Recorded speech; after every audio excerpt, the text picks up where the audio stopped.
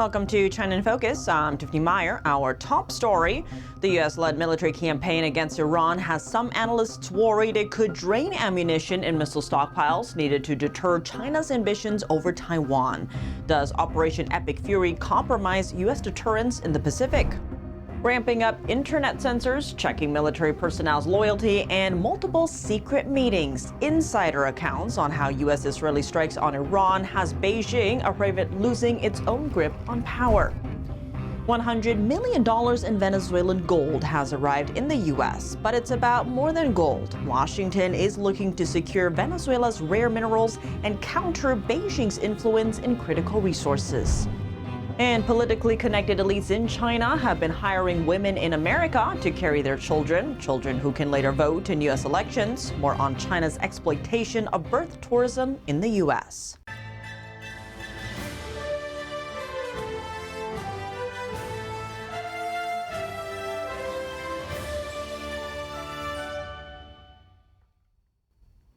The U.S.-led military campaign against Iran is raising concerns that America's weapons supplies could be strained as intense combat continues. Some analysts warn the ripple effects could affect U.S. military readiness elsewhere, especially in the Indo-Pacific. The concern is that the operation could drain ammunition and missile stockpiles needed to deter China, particularly if tensions over Taiwan escalate.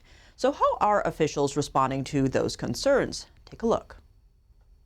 You know, Russia and Iran provide about equal amounts of oil at a discount price to China. So you have two bad actors funding China's build out of weapons and then using the money that they get from China to build out theirs.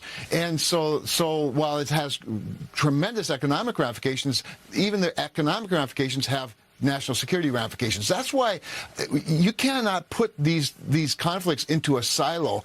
You have to put them in the context of what's going on politically, not to mention Xi Jinping's waking up today going, I don't think we're quite ready for a fight with the United States. We've got no shortage of munitions. Our stockpiles of defensive and offensive weapons allow us to sustain this campaign as long as we need to. Again, our munition status only increases as our advantage increases. Well, according to a report by Nikkei Asia, consulting firm Bauer Group Asia issued a memo last Friday warning of potential challenges for the U.S. military. The memo says a prolonged war with Iran could slow the U.S. from shifting resources to the Indo-Pacific, limiting the weapons and personnel needed to maintain a strong deterrence there. It also notes that high-intensity combat could delay the production and delivery of critical munitions, which raises concerns about the Pentagon's readiness in other strategic regions. But in a Senate hearing last week, U.S. Undersecretary of War for Policy Albert Colby downplayed concerns over shrinking munitions after strikes on Iran. He said it doesn't signal weaker U.S. deterrence in the Taiwan Strait. Colby also stressed that the U.S. is rebuilding production capacity and urged allies to take responsibility for their own defense. Taiwan reportedly has over $20 billion in pending U.S. weapons orders. The delivery has been delayed due to capacity limits at American defense contractors. At the same time, China continues to build up its military, announcing another 7% increase in its military budget last week. Insiders say Beijing is afraid strikes on Iran will spur an uprising in China. NTD's Flora Hua has more on what officials have been doing to maintain its own grip on power. It's been a tough week for high-level officials in Beijing since the U.S. and Israel launched Operation Epic Fury on Iran. According to a source close to Beijing's Politburo, the top governing body of the Chinese regime, high-level officials have been called to multiple secret meetings on Iran. The source shared that officials were instructed to draw lessons from the Soviet Union's collapse. It's worth noting this type of historical comparison is a rarity for internal meetings within the CCP.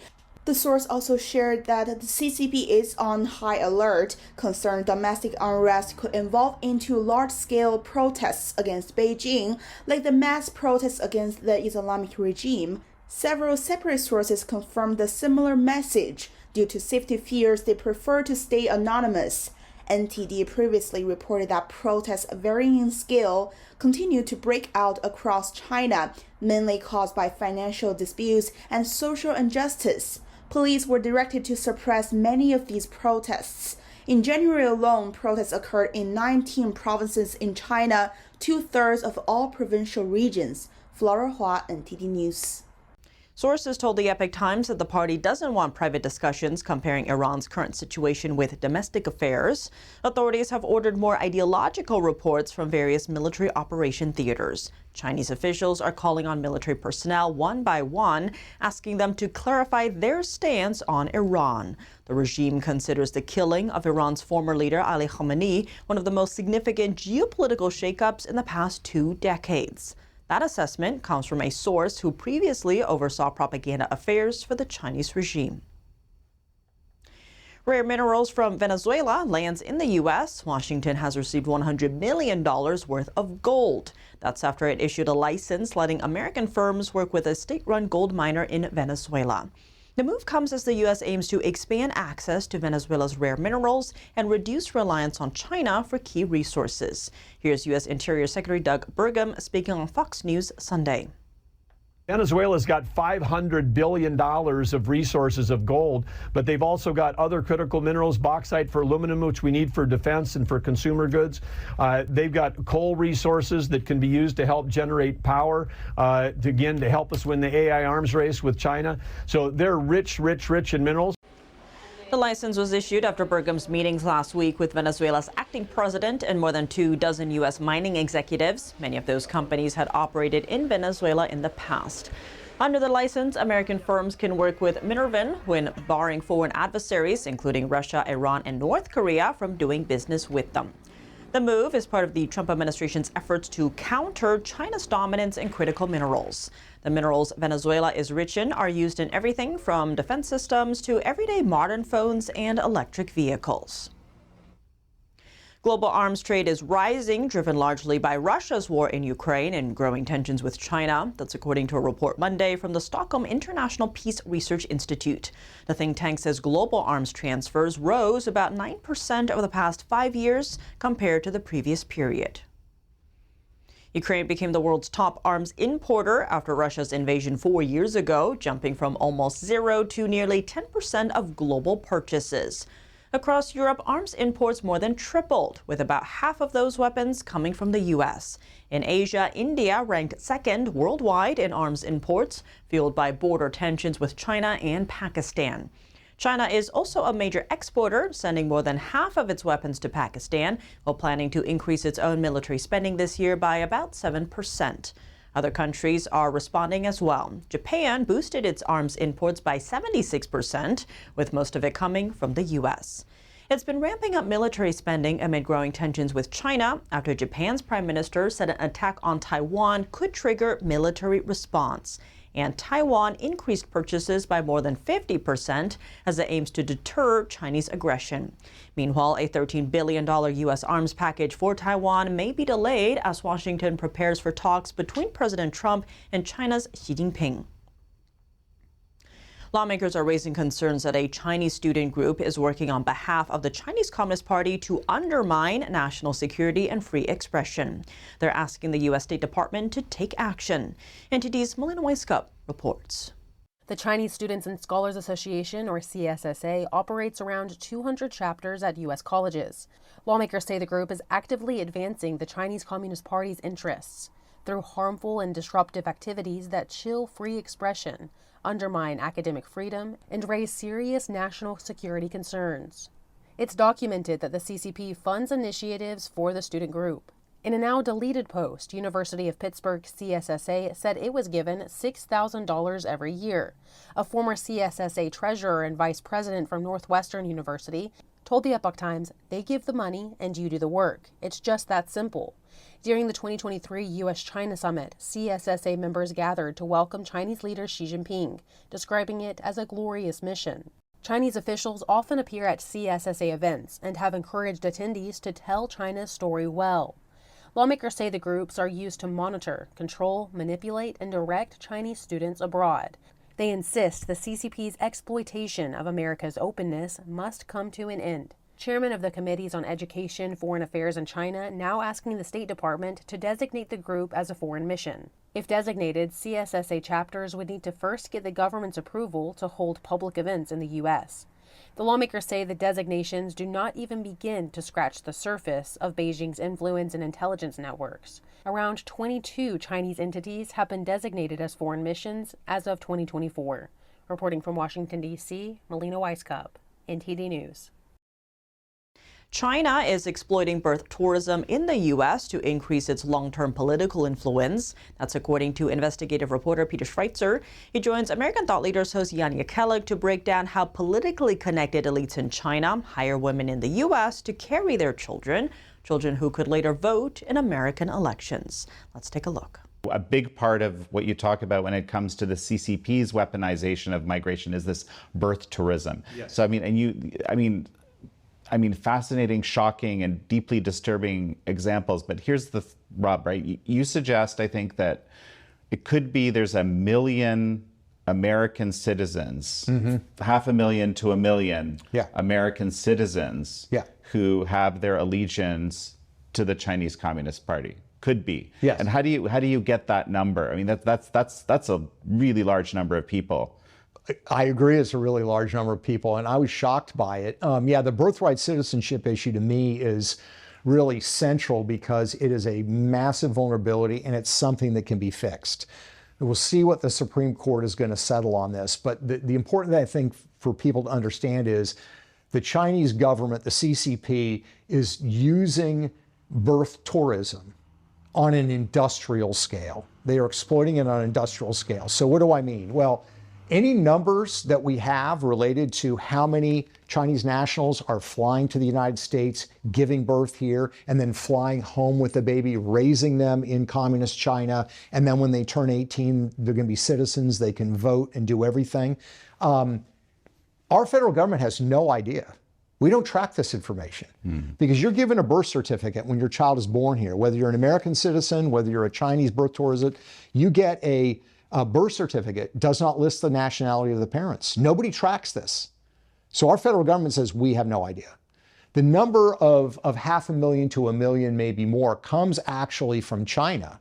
The Chinese government has looked at this and estimates, the Chinese government and some research firms say that over the past roughly 13 years, you have anywhere from 50,000 to 100,000 Chinese nationals a year doing this for 13 years, which is stunning. And there's a lot of anecdotal evidence to support this in addition to the data from China.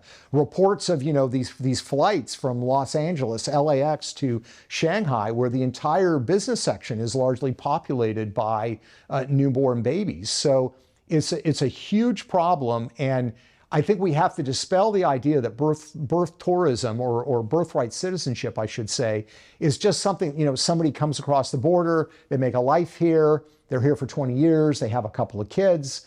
That's not what we're talking about here. We're talking about very systematic, and we're talking about something China did in Hong Kong for a while. It reached the point around 2010 that half of all newborns in Hong Kong were Chinese nationals getting birthright citizenship in Hong Kong. The government had to stop it. The government in Hong Kong at that point had to stop it because they said, this is subversion. We can't allow this to go on. Something similar is playing out in the United States. And you're saying that these other research firms are kind of confirming the Chinese numbers because both you and I know that we can't put a lot of stock in the Chinese numbers. Yes, exactly. And what's interesting about that, you're right. You think, okay, the Chinese government's saying this. If anything, I would believe the Chinese government would want to understate the number. So the fact that the Chinese government's saying 50,000 a year, the fact that these research firms are saying 100,000 a year, one research firm said that in just a single year, I think it was 2018, they said there were 150,000. Now, I don't know if those are, completely accurate, but those are the only numbers we have. And again, all of these sources would have reasons to sort of underestimate these numbers. And it would be fitting with China's methodology, which is very smart, very sophisticated at exploiting the weaknesses of countries that it regards as enemies. And that's certainly the United States would fit in that category. I mean, You're making me think of how we've had to try to estimate the numbers of these forced organ harvesting victims in China, because over there it's a state secret in this case, right? The real numbers.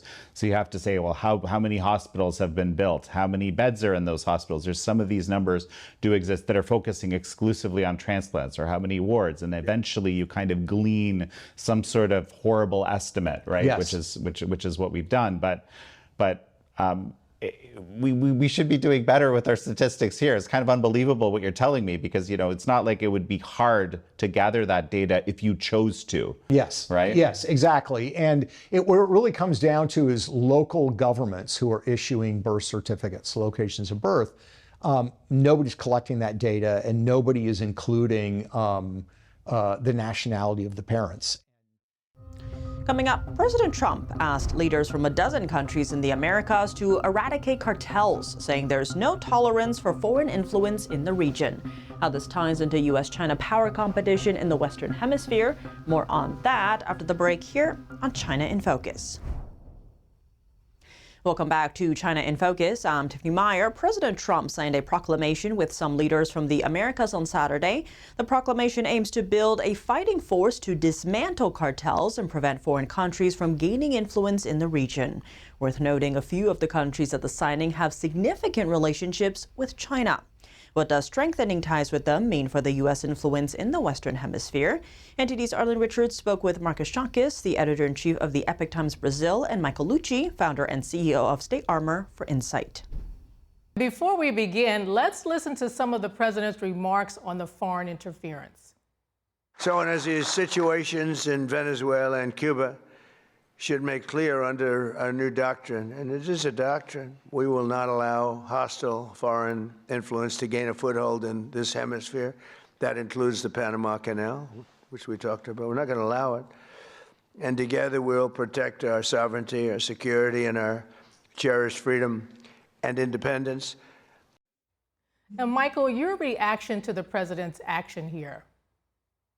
I think that this action is an application of the Don Road Doctrine, but also of American grand strategy. What the United States wants to do is to be hegemonic or totally dominant in certain areas of the world, and for no one else to be dominant in any other areas of the world. So, of course, starting with the Western Hemisphere, with our friends, partners, and allies in Central and South America, the goal is to eliminate communists and cartels. Those are the two major threats to our hemisphere. And we're seeing the socialist communist regime of Venezuela has been changed. Cuba is probably soon to come. And the drug cartels that are murdering thousands of Americans every year are under pressure throughout Central and South America. That will establish American deterrence across our hemisphere. It'll drive out the Russians, the Chinese communists, Hezbollah terrorists who've also found a foothold across the Western Hemisphere. Now, Marcos, in the backdrop to all of this is the Iran war. And when it comes to foreign interference, you've mentioned that not just China, but even Iran has had its hands in this hemisphere. So give us an idea of how much influence they've had in Latin America. Sure. So Iranian influence has been widespread in Latin America. We can talk about Hezbollah and other groups that are backed by the Iranian regime, trading in arms and drugs with criminal groups throughout the region, including Colombia's FARC throughout the years, and also the First Capital Command in Brazil, among others. We can also expand that to the biggest terrorist attacks in the history's region, 1992 and 1994 in Buenos Aires.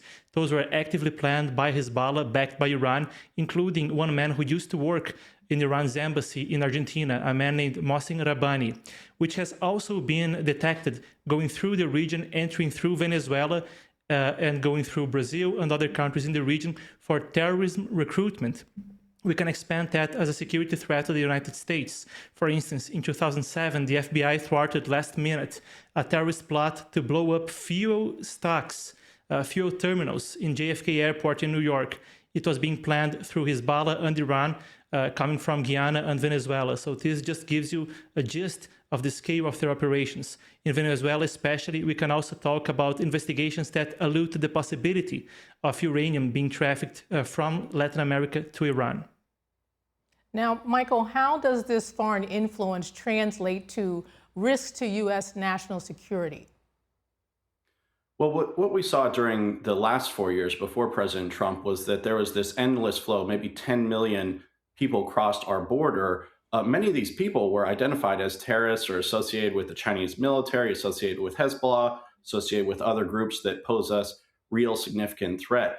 As friends and allies in Central and South America align with American policy of preventing sort of the growth of cartels, drug cartels, and the Chinese Communist Party, Russia, Hezbollah throughout our hemisphere, that will lessen the threat significantly over time, structurally, not just as a one-off, because you'll have alliance and alignment between the United States and our partners throughout Central and South America. So overall, this will just enhance the security of everyone, whether it's through greater control of our border or just less terrorism and cartel activity across our hemisphere. Now, Marcos, some of these countries that attended, like Panama and Bolivia, have significant relationships with China and even Iran. And of course, we're now seeing a shift on this front in some cases. So something to note is that Mexico and Brazil didn't attend this summit. Will this coalition eventually need their support to fully secure the Western Hemisphere? I mean, when you're talking Mexico, Brazil, and also Colombia, which is a notably absent of the summit, if you want to really fight the cartels, you have to deal with those countries. If you want to counter China, you will have to deal with those countries. When we talk the cooperation between the Chinese Communist Party and Mexican cartels to essentially flood the United States with fentanyl, of course, you will need Mexico to be in there. When we talk about the greatest cocaine producer in the world, that's of course Colombian cartels. And when you talk about key ports that are used to traffic cocaine worldwide, you're also talking about Santos and Paranaguá, among other ports in Brazil. So the US will eventually need to have those countries on board.